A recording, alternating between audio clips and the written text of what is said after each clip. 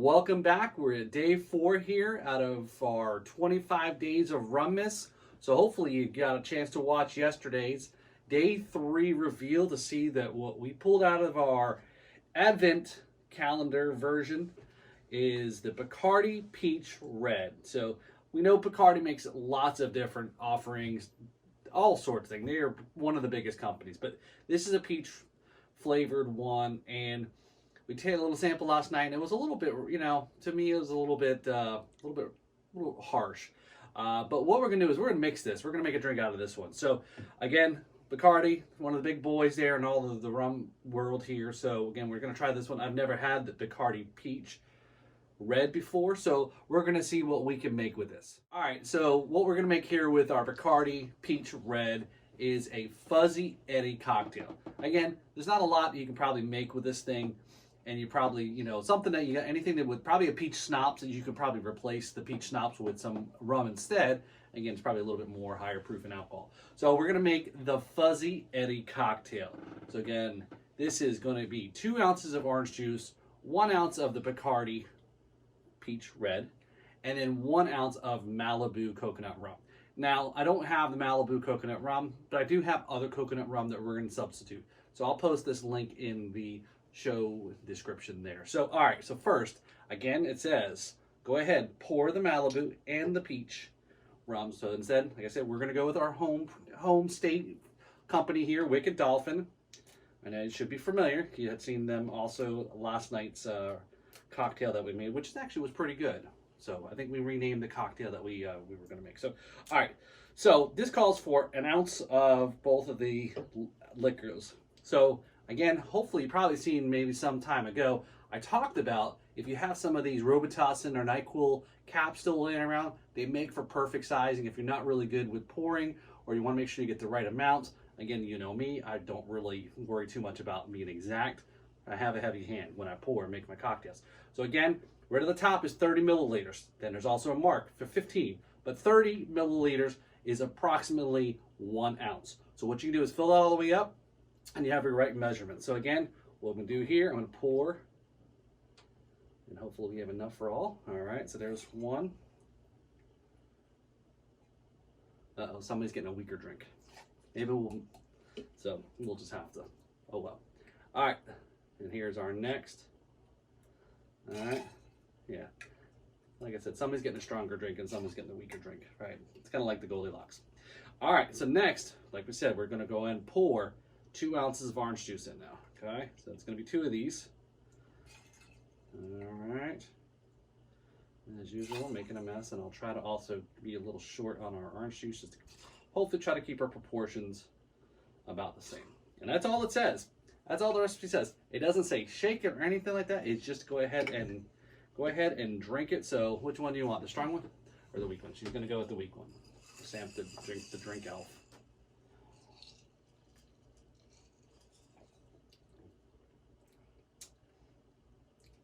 I don't know if it's the peach that really is cutting through or if it's just a really kind of, like I said, still a little bit harsh. I do get the coconut, which isn't bad. Again, you got a little bit of peach, you got a little bit, it's almost like a fruit cocktail, actually, what you're drinking there with orange juice, coconut. Yeah, it's very fruitful. I mean, I think I said maybe you mix it up. Again, there's really no carbonation to kind of mix it, help the bubbles to kind of mix all the contents up. So maybe you do have to mix it up a little bit. You know what? But instead, I'm going to go ahead and I'm going to shake mine though. We're going to try this out, okay? So we're improvising on the fly here. Again, I probably should have not poured my, let's see. That's why you want a metal cocktail. All right, so all I had really had added was some ice.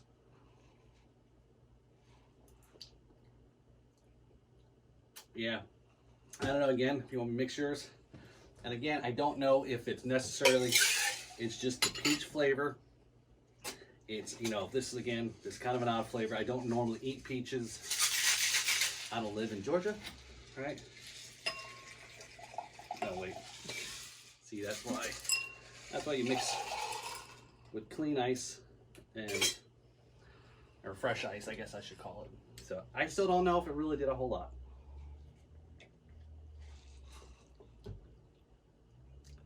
Now, Not my favorite. I agree. I'm not a big fan of this one. So again, sorry Bacardi. So again, this was the Bacardi Peach Red. So I don't know. I'm not quite sure again if there's anything to really probably cut through, unless it's maybe something a little bit of a stronger proof alcohol maybe, or something that is a lot more powering in the taste. I just think that we tried it last night, like I said, and in yesterday day 3's video at the end, and it just was a little, still it just had too much of a harsh taste. So I mean you don't want to waste out good alcohol, or in this case maybe bad. Again, not a fan of it. That's all. That's just my interpretation. But still a drink, and I'll still drink it. All right, anyway, so on to the rest of the show here. So we're going to go now here and find out what we got for day number 4.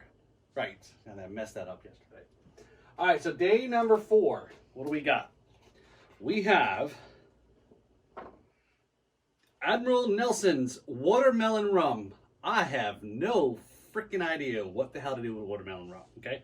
It's obviously something that you're not normally going to see, watermelon rum. I don't think a whole lot of the some of the big names actually do this. So, and I'm sure some of you probably don't know that, a whole lot about Admiral Nelson. Again, that's another one of those companies that, kind of capitalizes on the pirate-themed branding and so forth. And, they're right up there with Captain Morgan's and Sailor Cherries and so forth. So Admiral Nelson's Watermelon Rum. So I don't know if we try to make a drink out of this, or if we try to make a shot out of it, or what we're going to make out of it. So, but again, tune in tomorrow for day 5 to find out, oh, that's right, find out what we came up here, what we figured out.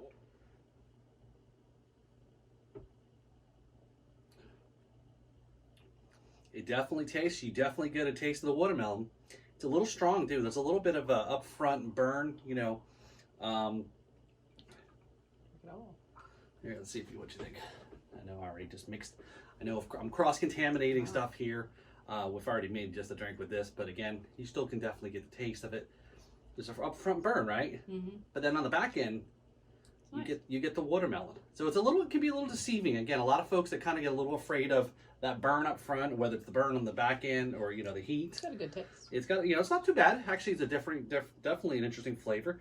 But watermelon rum. So again, I know for a lot of you that are maybe purists on your rum, probably aren't keen on a lot of these flavored rums.